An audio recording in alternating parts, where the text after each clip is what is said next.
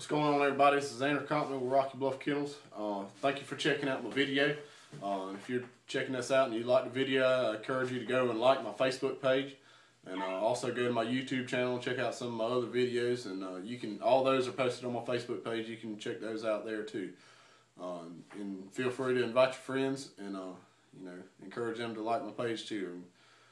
But this video here is going to be on kind of an introduction into competition hunting. It's a very deep subject, but this video is mainly for my guys who haven't competition hunted before and are looking to get into it, or some the guys who are just getting into it.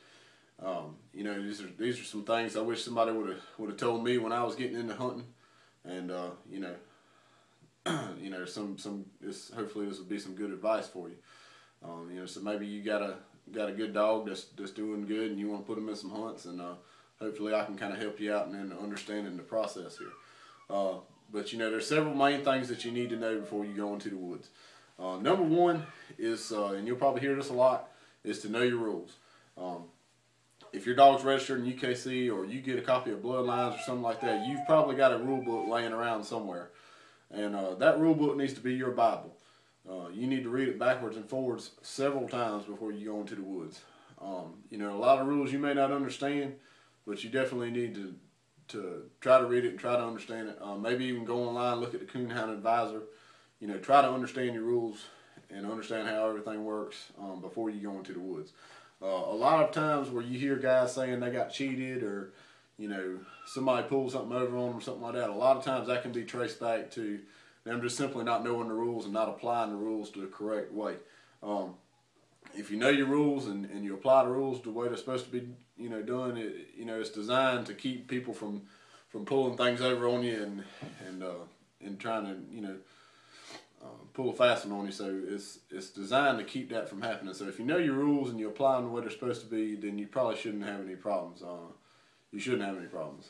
And a lot of times you'll hear guys saying they got cheated or something like that, where they got minused or scratched or something like that, and they just didn't know the rules and didn't understand why that happened, because they didn't know the rules. So the best thing to do is to know the rules. Number two point I'll tell you is to get experience. You can read that rule book and you can learn all the rules backwards and forwards, but until you really see them applied in person, at least this is the way I am, you're not really going to truly understand them. And the only way to really gain experience is to go to hunts. You can go to a buddy hunt, or you can take a scorecard and do it with your buddies in the woods, but really and truly the only way to gain experience is to go to a competition hunt.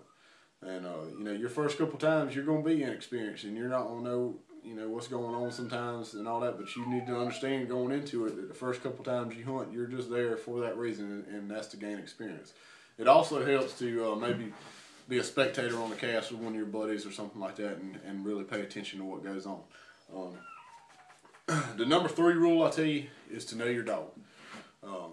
Know all the different sounds that your dog makes, his locates, his tree barks, his striking and everything like that. You need to understand your dog, understand what he's doing at all times, and that'll help you a lot of times too. Too many times you see guys go to the woods, they don't know their dog, they call the wrong dog, or either they call the dog tree too quick, or something like that. So understand what your dog's doing and know your dog. Next point I'll make to you is you're not going to win every time, especially not your first couple times. You may, but more than likely you're not going to do real well your first couple times out. Don't get frustrated. Don't get discouraged. It can be very frustrating, especially if you go somewhere, you make a long ride somewhere, and then you go up there and get your tail cut, or just don't do good at all. Every night isn't going to be your night. Don't matter how good your dog is. A lot of times you may take it somewhere and the dog will just act like a fool. Dogs are dogs. You look in the Coonhound Bloodlines magazine and look at all the people who's won in there, but what a lot of people don't understand is for every one of those winners, there was 3 other losers. So not every night's going to be your night, and you're not going to win every time, especially starting off. So just understand that, and understand that the good luck and the good breaks will come, but there's no need to get discouraged if you don't do real good. So that's pretty important to understand. That's even for experienced coon hunters. I mean, you hit a dry spot there for, I hit a dry spot when I was trying to finish my dog out. I mean, I probably went to 10 or 15 hunts without, had where even when I had plus points, and was treeing coons, still got beat. So it's just not going to be your night a lot of times. But then, you might hit a hot streak and win 3 or 4 hunts in a row. So, you just never know from night to night what your dog's going to do. And the last point I'll make to you, and this is something that's real important, is sportsmanship. Be a good sport. There's a lot of guys out there who are doing it for all the wrong reasons, maybe doing it for money or whatever, or either just have a big ego and they're trying to just be a big shot. And be a good sport. If you get beat by a good dog, congratulate that handler at the end of the night. Shake his hand, tell him you're doing a good job, tell him the dog looked good. Be a good sport. Give other people compliments. That's something that a lot of people don't know how to do in our sport, unfortunately, is to give somebody else a compliment.